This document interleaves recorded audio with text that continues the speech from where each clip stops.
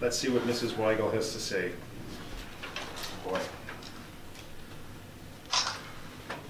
Okay, May 7th, 1988. This time capsule will be read when dug up in the year 2018, 30 years after the anniversary of the Hiram Walker Museum, Windsor, Ontario, the baby house or the Bobby house. May the history of Windsor and messages recorded be digested by the new generation to realize from whence they came. Camilla Stodgel Weigel, 1988. What wonderful memories, we who remember great happenings 30 or more years ago. I am the sister-in-law of Marie Stodgel Bobby, who is a descendant of Francois Bobby. Each time her daughters, who live in Florida, come to Windsor, their relationship and interest, being a part of the history of Windsor, is a proud and glorious feeling for them. As for myself, I am proud to say my husband, John Harold Weigel, was the youngest mayor in Ontario at 29 years of age. John was mayor of Old Ford City and East Windsor, where the big plant of the Ford Motor Company was situated.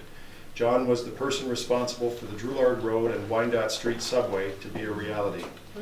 All made possible by people on welfare. They earned 25 cents an hour with food stamps given to them.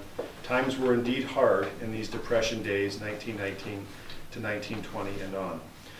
My mother and father, John and Emma Stodgel, it's handwritten, so it's a little different, had 3 stores in the Flatiron building, foot of the Peabody Bridge, Riverside Drive East, then called Sandwich Street. This was the only business section of Walkerville at that time in about 1904.